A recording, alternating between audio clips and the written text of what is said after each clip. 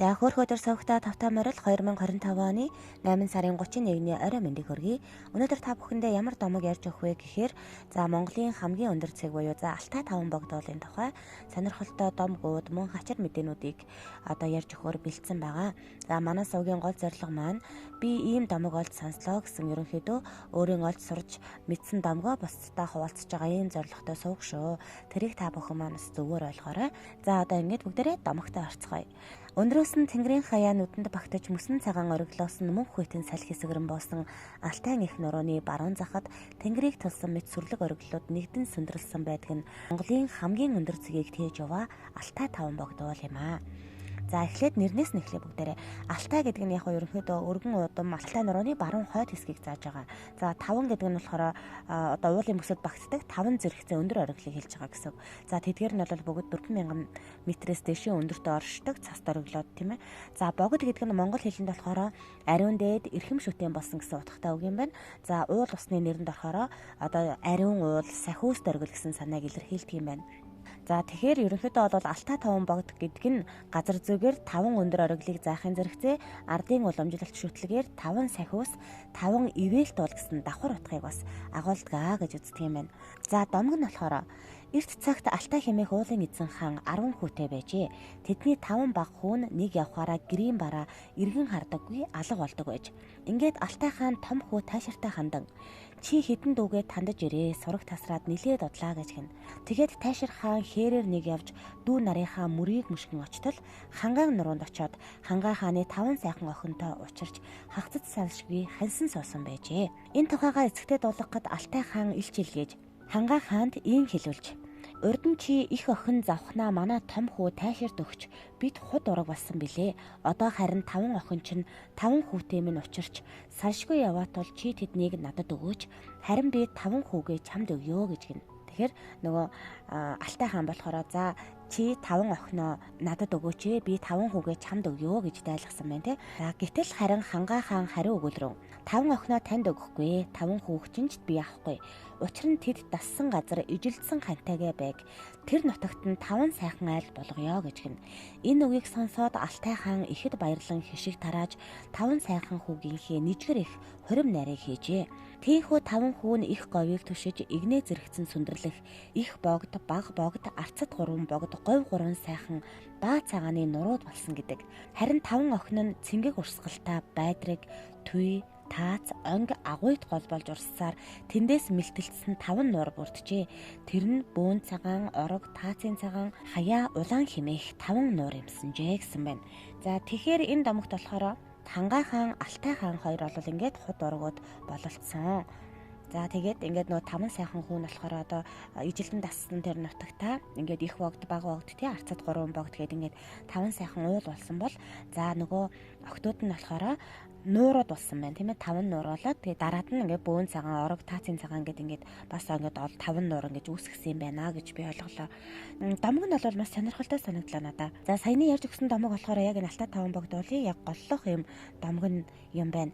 Тэгвэл яг нэмэлтээр бас энэ уултай холбоотой ямар домог байдаг вэ гэхээр ерөнхийдөө бол утга санаа нь ижилхэн юм билээ. Өөрөөр ингэж бичигдсэн гэх юм уу. Дараагийн домог нь болохоор Тэнгэр эцэг 5 хүүгээ газар дэлхийд буулгаж Монгол нутгийн мандлыг сахиулах даалгавар өгсөн гэдэг. Ахмад нь болохоор хамгийн сүрлэг, хамгийн өндөрт гарчээ.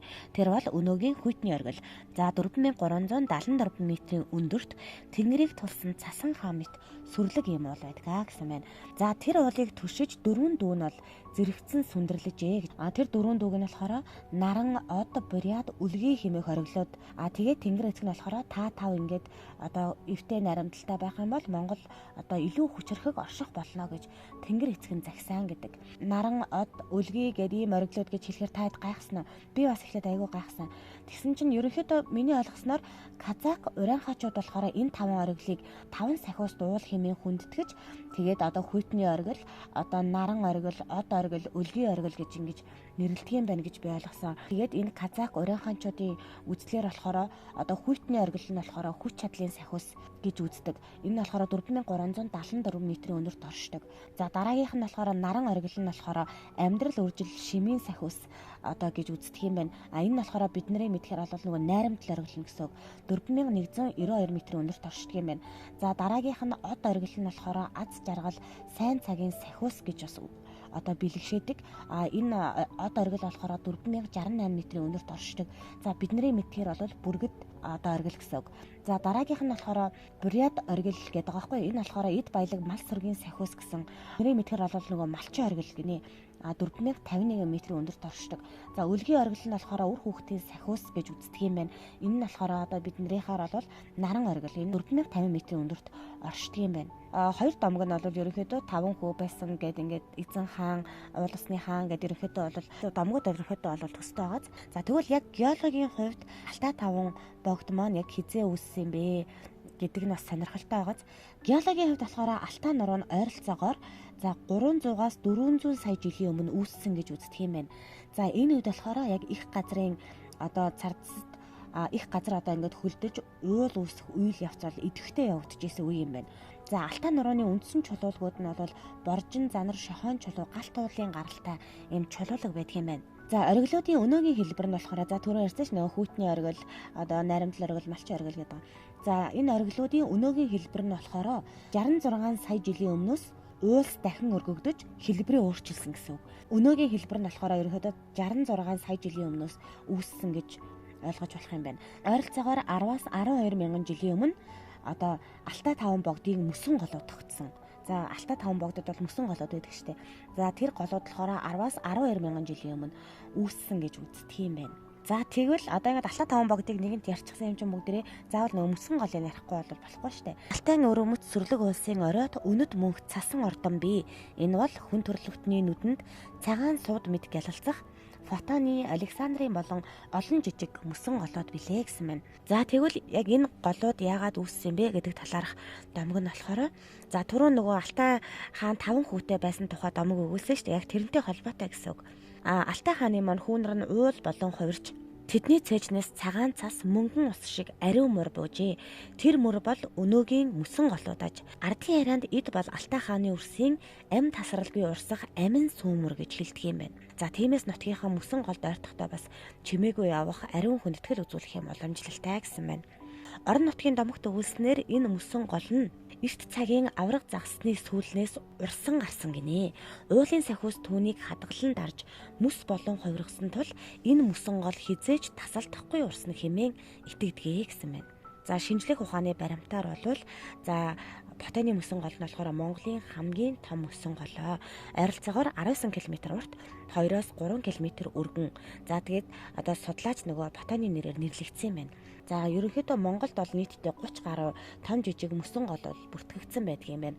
За эдгээр мөсөн голоос их авсан горих голууд нийлсээр ховд булган зэрэг томоохон гол мөрнийг тэтгэж цаашлаад баруун Монголын амьдралыг усаар хангадаг юм голоо гэж асууддаг юм байна. Яг үнэндээ гэхэд одоо сүүлийн хэдэн 10 жилд бол дэлхийн дулаар л нэмэгдэж одоо мөсөн голууд жилээс жилд багасч байна болоо судалгаагаар батлагдсан юм байна. За хэрвээ одоо яг энэ дэлхийн дулаар л ингээд үргэлжлэх юм бол одоо энэ Ботаны мөсөн голын хэмжээ 100 жилийн дараа гэхэд бараг тал хуваар нь бол хорогдно гэсэн таамаг байдаг юм байна. Энэ нь зөвхөн одоо уулын сүрийг биш баруун нутгийн амьдралын их болсон цэнгэг усны ирээдүг одоо хөндөх аюултай гэж бас үздэг юм байна. За Алтай таван богд болохоор Монгол, Орос, Хятад 3 улсын хил дээр байрладаг. За зарим оргилуудын дэргэд одоо ингээд уулчид явж байгаад хилээс нь одоо ингээд өчүүгээ метр зүрхэд улсын хил өөрчлөгддөг тул олон жуулчдын хувьд бол газар зүйн сонирхолтой адал явдал болдог гинэ. Тэгэхээр чинь угаасаа Орос, Хятад, Монгол гэдэг 3 хил дээр одоо байрладаг уул болохоор аргагүй бах тий.